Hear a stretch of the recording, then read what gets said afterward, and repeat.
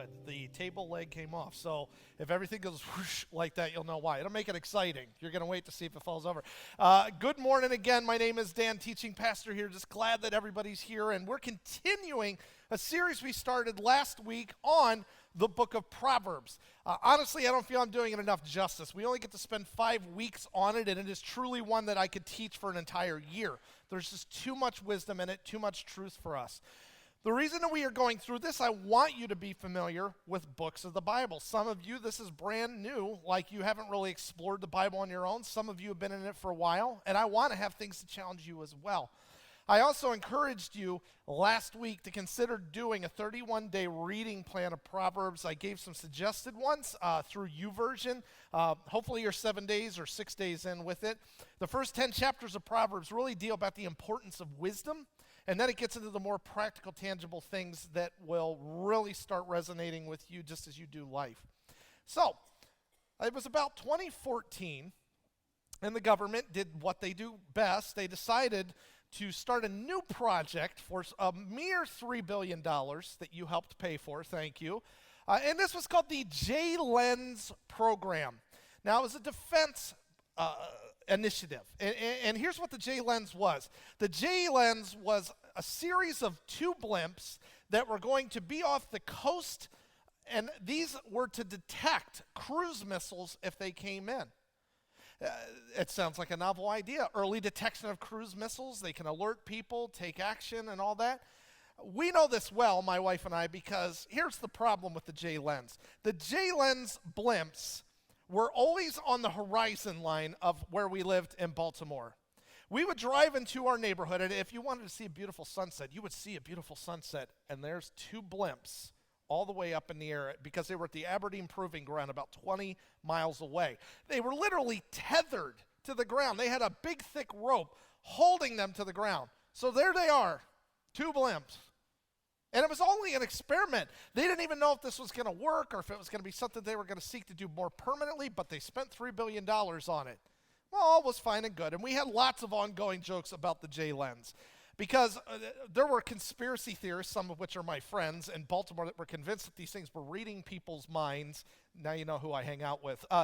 Reading people's minds or checking on your, how fast you're driving. It's all a spy thing. And we referred to them as the spy blimps. I actually debated on dressing up as a spy blimp one year for Halloween. I would have been the most popular person in our neighborhood. But anyway, refused to do it. This was all fine and good. And then 2015 happens. One day, I get a news alert that the J-Lens spy blimps have broken free. The tether has broken on them, and they're floating. And the Defense Department didn't bother to think, wow, we might want to have something in place just in case something like this happens. No, they didn't have that. In fact, they had jets circling them to make sure nothing bad would happen or someone would try to shoot at them with a gun or something like that. They literally floated all the way up into Pennsylvania, into Amish territory. There's a real popular picture you can find online with an Amish buggy, and you see the floating blimp in the background. It's totally crazy. It looks like something out of a sci-fi film. The J-Lens blimp eventually rested somewhere in central PA, came crashing down. It's a blimp. How much damage could a blimp do? I'll tell you how much. $300,000 worth of damages, because that big tether that held this thing to the ground drug, and it didn't care if you were a power line or anything else in the way. It drug across it. It was tearing up farm yards. I hope I didn't get a cow on it or something like that. It caused a puny little blimp $300,000 worth of damage. It's crazy that things that we see as harmless or small sometimes can have catastrophic damage. Did you know that California, just a few years ago, had 300 power outages in 1 year that were caused by one item? A Mylar balloon. You know what a Mylar balloon is? That's one of the ones that really holds all of the helium that you get for, of SpongeBob for your kid's birthday. SpongeBob caused 300 power outages in 1 year in California because it would get on the power lines. People let them go, and they would get on the power lines, and it would cause a total short-out power outage. Something as tiny as a Mylar balloon can do such damage. This is why I'm in the pastorate, and I enjoy teaching, because some of you are in a field where you do computer programming. God bless you. And some of you love it. That's what blows my mind. If you don't know anything about computer programming, you type out all your languages to tell the software or the program what it's going to do. And if you leave a period, a comma, a parentheses, misspell one little thing, it throws the entire program off. It's a comma. And it can throw something off. So you have to go comb back through it and try to get it right and figure out where the mistake is. And some of you enjoy this. God bless you. Something small can cause something catastrophic. This is true of life, too. You know what I'm talking about. You had a conversation that you thought was harmless. You were just kind of talking. And all of a sudden, this little conversation blew up into something far worse than you ever had imagined, dreamed, or intended. This is why, you have a little disagreement with somebody, a friend, your spouse, whatever, and that little disagreement blows up into a, Godzilla-sized monster. You make a small decision to do maybe just a small, tiny little sin, a small, tiny little lie. It's not going to affect anybody much. And all of a sudden, it's all over the news. See, sometimes small things can blow up to be ginormous monsters of destruction. And so we need to take them seriously. And let me tell you the one that we're going to talk about with Proverbs today especially. Words. There's perhaps no greater destructive and constructive thing that you use every day than words.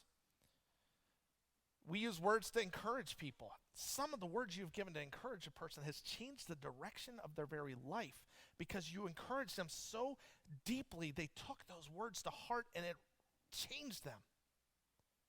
But some of us have also used words, sneers, slight comments, criticisms, and it has completely undone a person's self-image. Parents, you know this sometimes with your kids.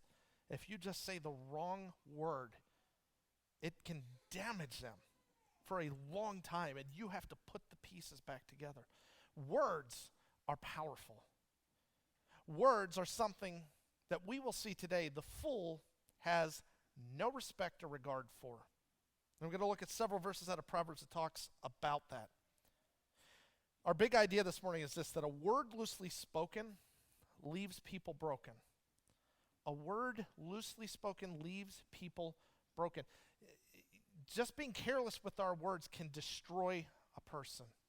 And so, Proverbs is going to encourage us, if we are going to be a wise person, a prudent person, that we're going to be ones that watch it and keep it in check. I want to give a real quick refresher on Proverbs if you weren't here last week. A couple things with Proverbs. Proverbs are promises, not guarantees. Just because it says a soft answer turns away wrath does not mean it's a 100% guarantee. Anytime you give a soft answer to a person who's screaming their head off at you, that they just immediately come down. And why? Because people are complicated. Our world is broken. There are some who are just angry. And no matter how soft an answer and how many times you give a soft answer, they have their own responsibility to calm down. But sometimes they don't. You get some great guidance in Proverbs, but it's not necessarily a guarantee. Second thing about Proverbs is that Proverbs reveal the character of God. If God was in this situation, if Jesus was in this situation, how would he handle it? And this is important because we learn about him, but we also, third thing, learn about how to measure ourselves. Because Proverbs also means to compare to. It's a comparison. We see how God would act in this situation, and we compare ourselves to it, and we can gauge how much am I being like Christ in this situation? Am I responding like him? Am I doing what he would do? And it's important for us as a measuring stick for where we are with godliness and pleasing God. The last thing I throw in with this about Proverbs that I mentioned last week is no matter how intelligent society gets, no matter all the great technologies we can come up with and all the feats that we can do as humans, we could get to Mars, we can figure all these things out, some things never change. Because as you will see with Proverbs that was written over 3,000 years ago, the things that Proverbs hit on are the exact same thing today with all of our intelligence and all of our brilliance. Human nature does not change. So let's take a look at a fool and how a fool uses words. First verse that we're going to look at today is Proverbs 12:23. It will be up on the screen. You can also follow along on the Hope Church app as well as the bulletin to take notes. It says this, that the prudent keep their knowledge to themselves, but a fool's heart blurts out folly. The prudent, the wise person, the person who is knowledgeable and understanding, they're going to guard their words. They will sometimes keep knowledge to themselves. They realize it doesn't matter. They don't have to tell everybody how much they know. You know that person, the know-it-all? Oh, we love know-it-alls, you know? Hopefully you're not it, or you're really offended right now. But the person who has to just share all of their thoughts. And it says, you know what, a wise person, a prudent person doesn't do that. No, they guard it. They know when to keep knowledge themselves. But a fool's heart blurts out folly. They just have to say whatever they're thinking. They run their mouth without thinking, and they do it for no good reason other than maybe they just like to hear themselves talk. See, a prudent person, a wise person, really embodies the Kenny Rogers song that says, you got to know when to hold them, and you got to know when to fold them. And if you are younger than me, you're probably going to have to Google that song. I get it. It's called The Gambler, Kenny Rogers. You'll thank me later.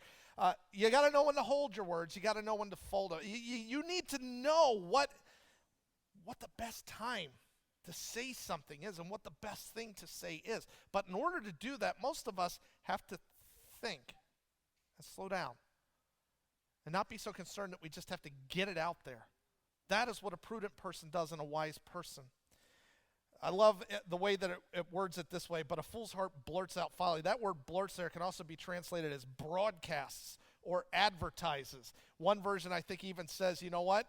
A fool is, well, actually we'll see this verse later. A fool is considered wise when he guards his words instead of broadcasting his ignorance, instead of advertising how unintelligent he really is and the fact that they need to really just share what's on their heart. So if we want to be wise, let's not do like the fool and just blurt out what's on our minds. Proverbs 10:21, our second verse today, says this, the lips of the righteous nourish many, but fools die for lack of sense. A righteous person, a wise person, a person seeking to honor God, nourishes many. That means that they share words that meet and fill an appetite that people have. I don't know if you're like me, but I love words of wisdom being given to me because they make me understand things and they help me be wiser. And it says that a wise person, a righteous person, the words that come out of their mouth, they fill this appetite. But not the fool. No, the fool dies for lack of sense. This word die here, there's people that go around, does that mean literally die? Well, some fools do literally die because they do dumb things. But this probably means more their character, their reputation dies. They do unbelievable harm to it. You'll see that confirmed in the next few verses as well, that it dies because, what's the root of it? Their lack of sense. Their lack of sense. This word lack of sense here can be lack of discernment. They don't think about what they're saying. They don't put any thought. They just want to run their mouth. But it also can mean lack of heart. Lack of heart. They don't care how it's going to impact the other person or the other people. They just say it because they have the right to say it, right? We have an amendment to that in America, freedom of speech. And therefore, I should be able to say whatever I want, whenever I want, and I don't care about how it impacts people because I have this right and I'm going to stand by it. And as much as that's a great thing that we have in America with freedom of speech, there's something about having the freedom of speech and not having to use it. And that's what a wise person does, whereas the fool doesn't care about who it hurts. A righteous person's words nourish people. I thought of it this way. A righteous person, a wise person, their words are an incredible meal. You think of what your favorite meal is right now. I know we're before lunch. Forgive me. Think about what your favorite meal is. Me, a good old steak or cheesesteak or anything like that. That is what the words of the wise are to you. That thing that's like, oh man, that just hit the spot. That's what the righteous, the wise person gives. What does the fool give? A microwave burrito. Cold. It's unappetizing. It doesn't mean anything. It kind of fills you. But it's not exactly the greatest thing in the world, and that's what the fool's words does. The words that they feel they have to share. Proverbs 18:6-7 continues this. It says, the lips of a fool bring them strife, and their mouths invite a beating. Love that. Man, I got to put that up, in my office. But their mouths literally invite a beating. They literally invite getting beat down because they just carelessly throw words out there. They don't care how they impact people, and it invites trouble to their life. It goes on and says, the mouths of fools are their undoing, and their lips are a snare to their very lives, a trap to their very lives. Their mouth ruins their life. It messes everything up. And the result of that lack of thinking that we just talked about and discernment is ruin. And they sit there, oftentimes a foolish person will sit there and be like, wow, I don't understand why everybody's so upset with me. Because you didn't use discernment with your mouth. You didn't use thought with your mouth. The fool is only concerned about hearing themselves. The fool is only concerned about sharing their opinions and not care about the feelings of other people. So what do we look at with this? I want to summarize today with this. If we're talking about foolish games, okay? Foolish game number one that we're looking at today is simply this. Foolish game number one is fools play marbles with word grenades. I'm not talking hand grenades here. Word grenades. A fool plays marbles. Well, you remember marbles. Maybe you played it as a kid, where you have your marbles and you shoot them and they knock all the marbles everywhere and you're trying to score points that way. Sometimes we do this with grenades, where we get grenades and we throw it at the other grenades, and then we're shocked that something blew up. We're shocked. And yet the fool does it all the time, because the fool doesn't recognize the fact that they have a grenade. They feel they only have a marble. And for them, words don't mean much. And so they can say whatever they want, and they don't have to worry about the damages with it. Proverbs 18:21 says this, the tongue has the power of life and death, and those who love it will eat its fruit. The tongue has the power of life and death, and those who love it will eat its fruit.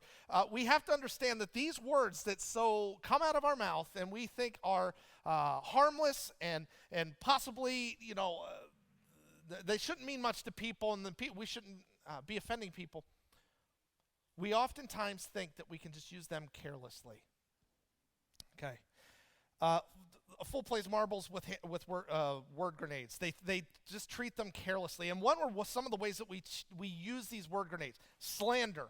When we use words to intentionally destroy a person. Lying. Some of us are addicted to lying. So much so that we can't even tell that we're lying anymore.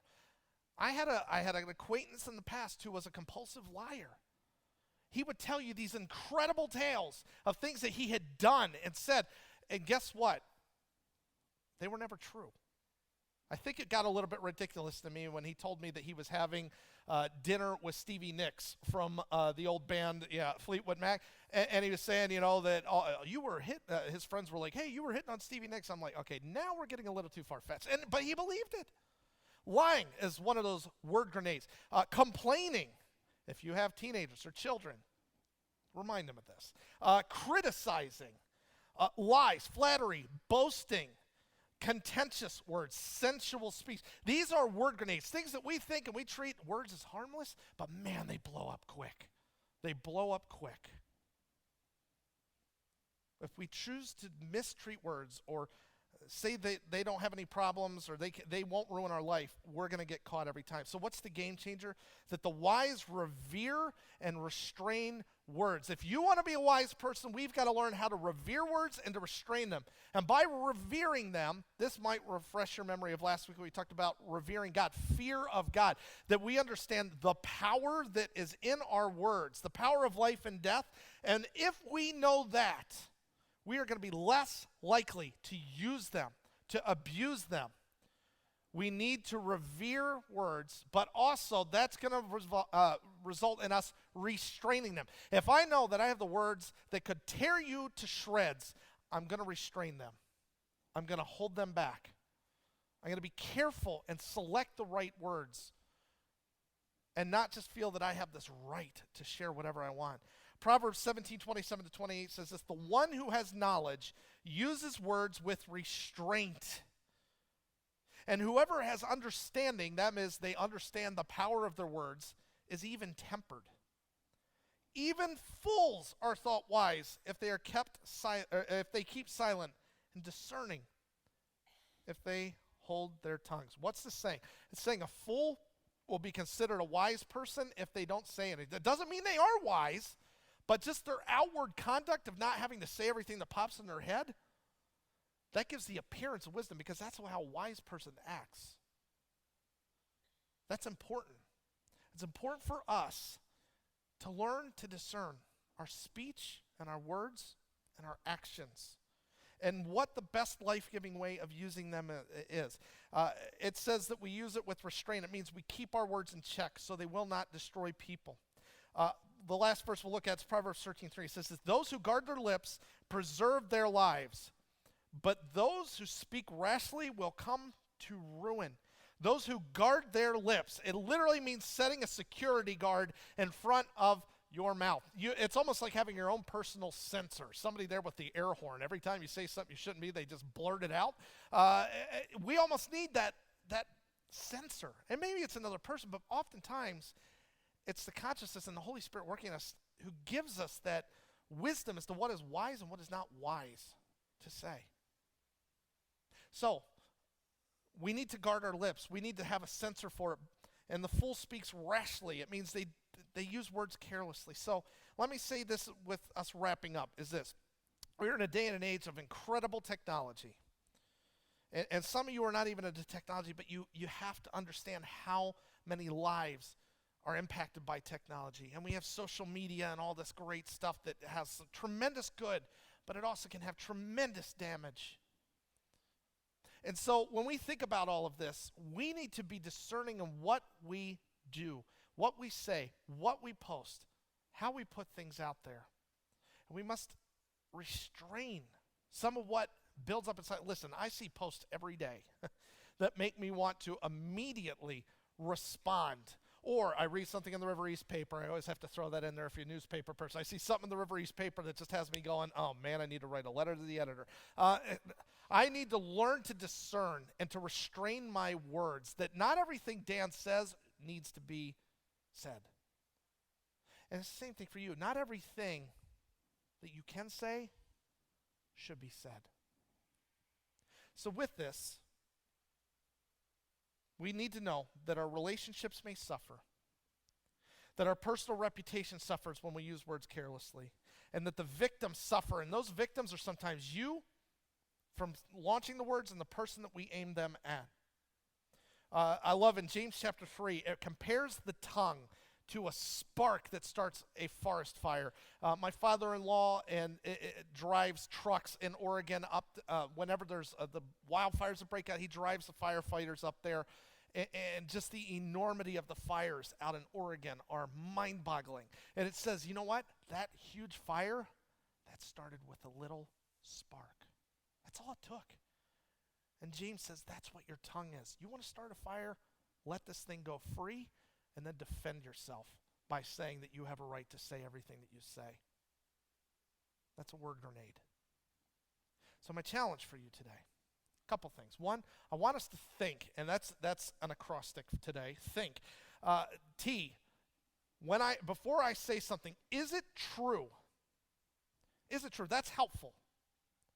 Is what I'm about to say accurate? Do I have all the details? Most of the time, and especially today, especially in the Twitter sphere, there are people that just will put things up and they don't know all the facts. They don't even know all the facts, but they feel they have to do a commentary on it. Second, is it helpful? Is what I'm about to say to this person or the situation helpful at all? Or is it just my opinion? Is it inspiring? Am I encouraging people to do good, to live right? Is it necessary, what I'm about to say? And finally, is it kind? Kindness is a dead art form these days. In fact, we basically feel we should share our opinion to the opposite of that, unkindness. And as unkind as you possibly can, let's be people of kindness with our words. Is what I'm about to share kind? My challenge for you is this: to identify or locate a setting where you struggle most restraining your dangerous words. We know that there are those groups of people we get around, maybe it's even at your home, maybe it's with your friends, that we just let it fly. We do not hold back, we do not restrain our words. And with that, we carelessly toss them out there, and we have to get under control of that situation. If that means we have to remove ourselves from that situation, the people, whatever it is, maybe that's it. But sometimes we also just need to learn to discern what we're saying. And then we don't need to share everything on our hearts, because that's what a fool does. Remember that a wordlessly spoken leaves people broken. So let us be careful with our speech. Let's have a word of prayer. Father, we thank you for this time together. We thank you for the wisdom that is shared by Solomon. We ask that you would help us to be wise in our dealings with our words. Help us to be aware of the situation we are in when we can sometimes let things fly and we really should not. And Father, we ask that you would help us to be people who think before we speak, that our words would be filled and seasoned with grace and love and kindness and what you want of us. And Lord, that we don't have to share everything we know, that we know when to hold information to ourselves. And we lift this to you, and we ask it in your name.